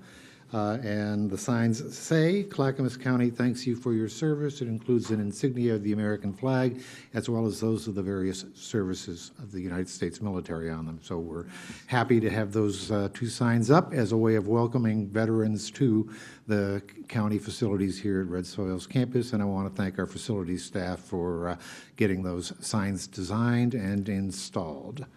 Happy And I about want to that. thank the city of Wilsonville for me showing up there, and there's a sign that says that. They only have 1. We've gone to 2, which is great, but what a grand idea, and I'm glad we got it together. Thank you. Thank you, Mr. Chair. Other item I've got for you is I did receive a letter from the Oregon Office of Emergency Management. I want to report to you that they have acknowledged several things as a result of our second quarterly report. They have acknowledged that our emergency operations plan is, as adopted and approved on December 2011, is still valid and current.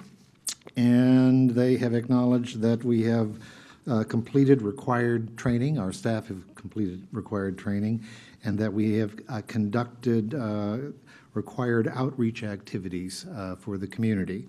And lastly, they acknowledge that we have met the minimum participation requirements for exercises. They require 3 exercises each fiscal year. We have conducted 5 exercises that help to assure that county programs and staff are prepared in the event of some kind of disaster event. So I'm happy to share that with you. The third item I have for you, I am proud to say that our finance director, Mr. Mark Gonzalez, has been nominated as the president-elect of the Government Finance Officers Association. This is a national organization that represents finance officers in city, county, and state governments throughout both the United States and Canada. And so Beginning May 2016, he will actually be stepping into the president's seat for that national organization. I'm quite excited to know that a representative from Clackamas County is going to be serving in that prestigious role for the Government Finance Is the Office. acronym GOFA? What is that again? Government what? GFOA, Government Finance Officers Association. Goofa. GOFA, yeah. Yeah. And congratulations to Mark. And then, of course, a couple of months ago, this board approved our core value statements of service, professionalism, integrity, respect, individual accountability, and trust. That stands for the word SPIRIT. And one of the things that we've been working on are the kinds of steps that we can undertake to operationalize those core values, which ought to guide our interactions with citizens and among ourselves here in county government. We did conduct a survey of county employees, asking them how they think we ought to best operationalize these values. And I'm stunned to say that we had some 719 responses to the survey. That's out of a workforce of about 2,000. That's a phenomenal response. And so that tells you something about the interest county employees have in emulating and advancing these core values.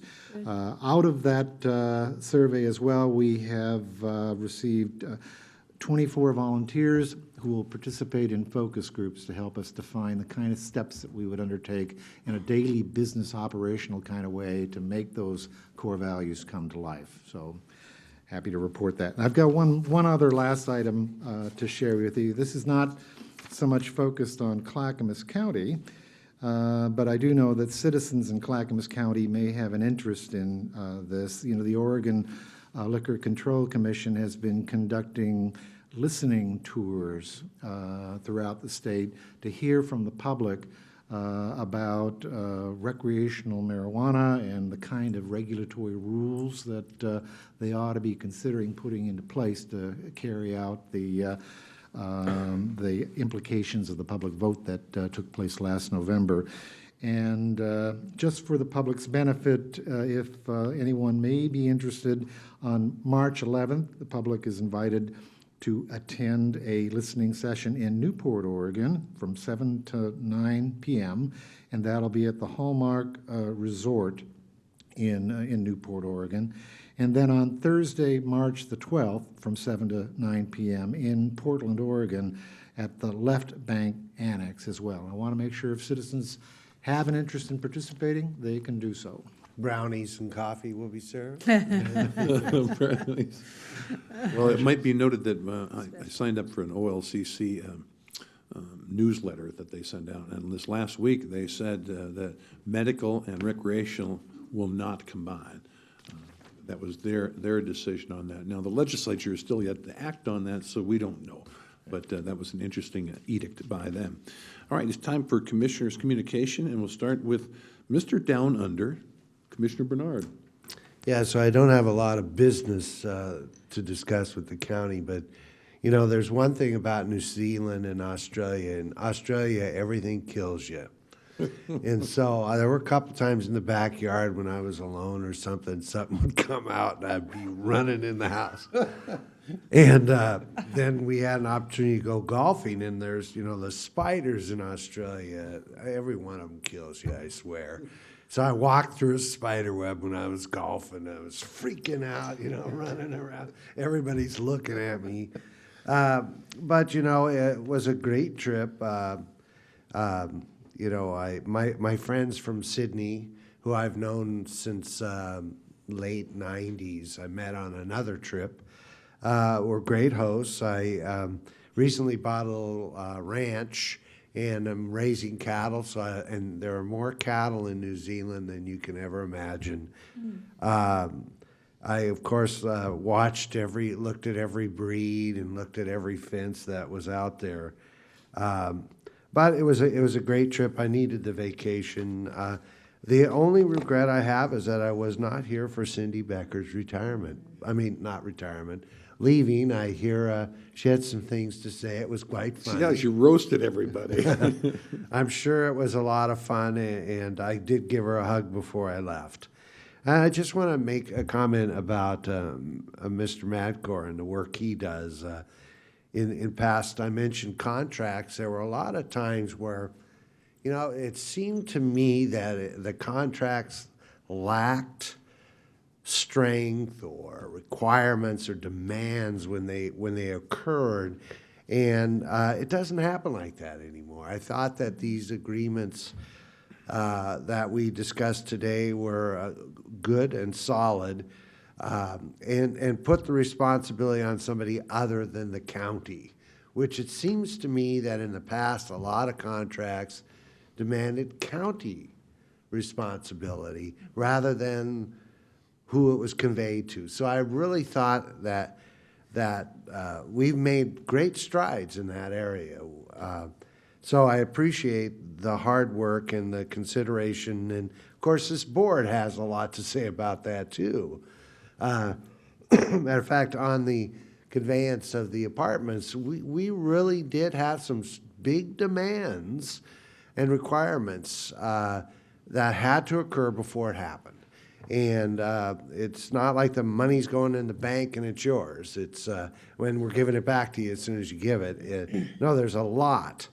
And as far as the transportation fees, there is also a lot of demand. You know, we hear a lot of promises that are never fulfilled. But in this one, we offer something with the requirement that you fulfill your promises. And I think that some of the past contracts didn't really demand that. And I really appreciate the hard work that this commission, even John, who may not have voted for him, also demanded that the agreement be fulfilled before anything occurred. So I appreciate that.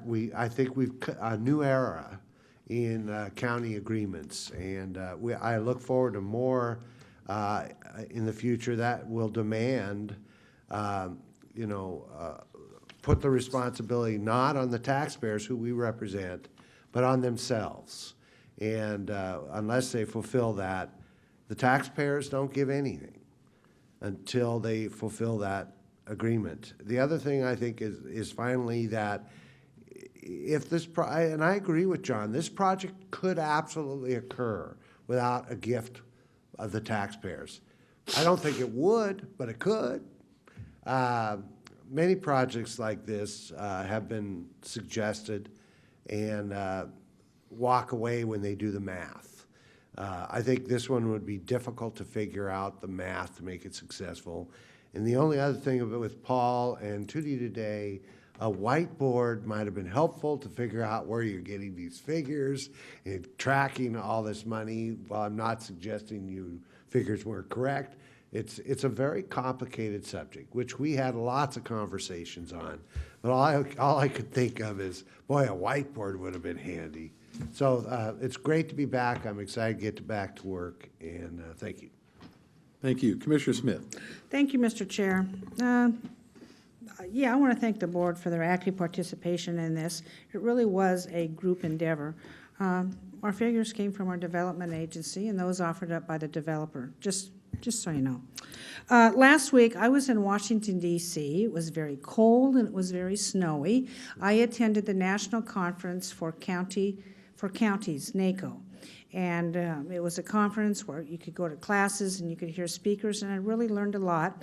I'm going to bring back some ideas that I developed and heard about to the board, and we're going to talk about them in public and see if we can go forward on it. One of the most astonishing statistic to me was, out of the 3,100 counties in America, only 65 have recovered on 4 economic indicators. And that goes to tell you that this recovery is slow. I wish it was faster. Most of our counties, are rural in nature. And that says something for that. So it's just a little statistic I want to keep in mind. While I gathered information, Kimberly DeSantis, who went with me, gathered a suitcase load of information and papers, and we are going through those. Secondly, we lobbied our congressional delegation on the Hill for certain projects. And I've been doing this for many, many years, going to Washington, D.C., and I've never seen a more willingness for our delegation and members of Congress to work with our local officials. I was actually amazed. We went in and we met with them personally. Senator Wyden was very receptive, and I said to him, as being the chair of the work group for the opening of the locks, trying to get the Corps of Engineers to work with us and tell us what they need to repair and reopen the locks on the Willamette River. And I said, well, frankly, Senator, we've reached an impasse because we can't get anything out of the Corps. We're doing wonderful things with our work group, but I can see that we're going to come to a brick wall. And frankly, we don't have a model to do this. We've never done anything like this before, and we really need some help. And he sat there and he thought a minute. He says, He says, this is what I'm going to do. I'm coming to Oregon. We're going to sit down with everybody in the room, with the head Corps people, and you folks who are working on this, and we will hammer out a solution. Good. And I just about fell off my chair. I was so happy and amazed that somebody would want to do this. Then later in the day, we met with Senator Merkley, who has a totally different personality. And they're both effective. But Merkley's, and I mentioned the same thing to him, and he says, you know, he's more thoughtful, not so verbal. And so he directed his staff to do some things for us, well, on a different level. And I didn't tell him what the other senator has said because I didn't want to, you know, take away his thunder. So it looks like we could get some movement on this. I was very pleased, very surprised, and I'm excited to be working forward on this for the reopening and the repair of the locks on the river. Thank you. Commissioner Savas. Well, it's been a long morning. I couldn't help but chuckle a little bit when Mary was reading the consent agenda item, and I bring this up only because the last few weeks I've been working hard, meeting with counselors and mayors and citizens about the wastewater situation we have in Clackamas County and this particular House Bill 2800. So I'm answering a lot of questions, and when you get words like, well, this particular one didn't come up, but wastewater stuff is loaded with words that just don't ring very well, right? So the aerated stabilization basin sludge management project, I mean, there are so many words and acronyms that just don't ring or sing very well, so it's very hard to explain some of these things. I got to go back and, what does that acronym mean? And gosh, could have been worded better. But anyhow, we're making progress. It was great to hear that West Lynn on Monday night joined the county in opposing House Bill 2800. It was great to see Happy Valley's letter the day after, also in opposition to 2800. I guess this morning I just saw that published in the Pamphlet Media and the West Lynn Tidings an article on this. So I think it was pretty well-rounded article. So I appreciate the coverage on that. But this is a very difficult matter. It's really about a project that has been deferred for over 12 years. And it's really about being environmentally responsible, being good stewards, and granted the cost of providing services in the county or anywhere in the country is going up and up and up due to environmental requirements, both driven by the EPA through the DEQ. And we have a very tough challenge here in the county trying to meet those standards.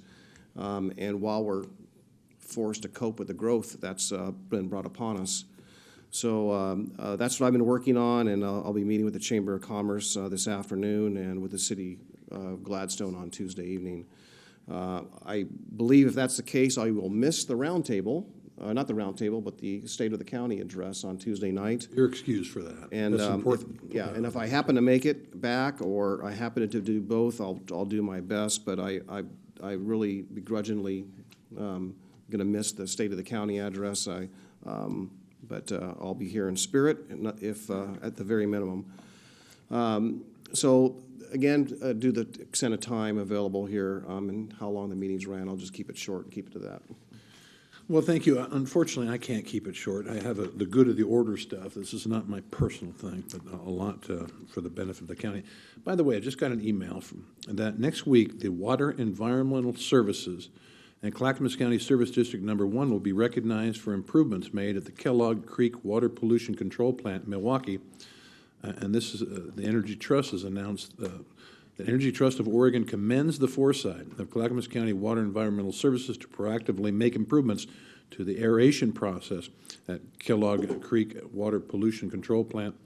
And they've lowered annual utility expenses and removed carbon footprint by the tune of 126 tons. So that just came across. That's kudos to Wes and C. Huh? It's on our agenda next week. Oh, is it? Mm-hmm. Well, goody. I just thought that was nice of them to announce that. The week we had no meetings from the 23rd to 27th because we didn't have a quorum. I attended the CCBA Strategic Planning Retreat on Saturday, as did Commissioner Savas. A tour of Centerstone. What a great facility and what great things they do for mentally challenged people in this county. That almost could be used as a template throughout the state of Oregon. And kudos to Cindy Becker, who has now departed us, for really spearheading putting that in. We had an economic, Paul and I again attended the Economic Development Commission meeting. Those people are doing fantastic things in regards to reaching out to our existing businesses. Had a 3-chair lunch with the Commission Chair Andy Dyke and Deborah Kafori. It's surprising how many mutual problems we share, three-county-wide, and where really we do have a lot of agreement. This week, I attended the Union President's meeting, and then the C4 meeting this morning, and there's another one this evening. Coming up next week, planning for your Road Ahead article. I'm writing a series of articles about our road situation. You know, this is part of our education and outreach, which we've been doing for a year and a half now, to try to acquaint people with our concerns about the lack of enough money for road maintenance. Again, we're $17 million down every year. If we were to bring every road we had in poor and fair condition up, it would cost somewhere in the neighborhood of $54 million. So look for those articles specifically in the Oregon City newspaper and the Clackamas Review, and others may print it as well. Most of us will be down, in fact, I think all of us, at the AOC Monday, talking about legislation chiefly and what's coming down and how it will affect all of us. The Clackamas County Business Alliance will be Wednesday. JPAC is Thursday morning. And a very important hearing, the LCDC remand hearing. For those of you keeping track of that out there, the director pulled the last remand, understanding that it was going to be mired in legal problems yet again. It'll be interesting to see what comes out of this meeting and the type of remand they give forward. Obviously, the legislature is now involved in some of this, and certainly Metro is becoming more involved in this issue. There'll be a city and county growth summit next Thursday evening, and Oregon City has a State of City address on Friday. Now, Mary, if you'll put that up, I think it's time that we announce yet again that the BCC will host its annual State of the County event, as Commissioner Savas mentioned, on Tuesday, March 10th at 7 p.m. It will be here in the hearing room and will air live on Clackamas County Government Channel. Please plan to attend and ask your commissioners a question about county issues, because what will happen is I'll deliver the address, and then it will be opened up to the people to ask any commissioner anything they want, and certainly commissioners may volunteer to give additional information. The county is organizing its first ever Citizen Academy. The Citizen Academy is a chance for 20 members of the public to attend 6 monthly workshops that will focus on county government and how the departments work and provide services to the community. Sessions will feature interactive discussions, presentations, and tours of county facilities. There is a link to the online application on the county homepage, clackamas.us. The application deadline, emphasis here, is March 23rd. These events and other information are in the latest issue of the Clackamas County newsletter, the Citizen News, which is mailed out to all our citizens, and copies are available here near the door. So encourage you to read that. And now, Veterans Services Reminder. Mary also has a slide on this.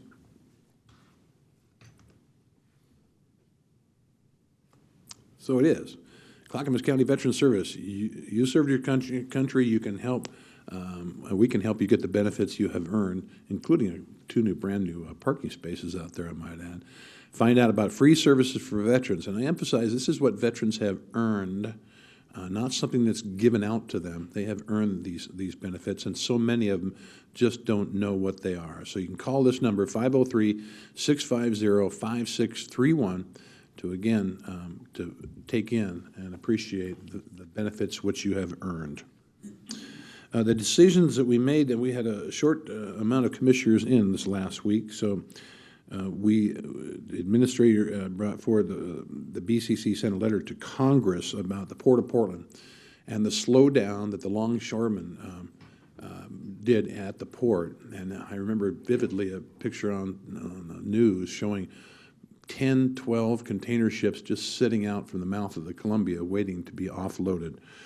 It's when Hingen leaves, as they've said they will, it will drastically affect our businesses here in Clackamas County, the region, and the state of Oregon.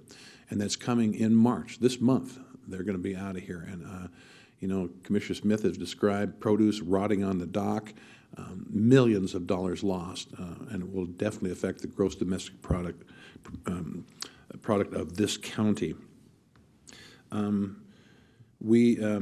We went over a list of revised property resources policy and public oral auction list. We approved Appendix A, and staff will communicate with Gladstone about property.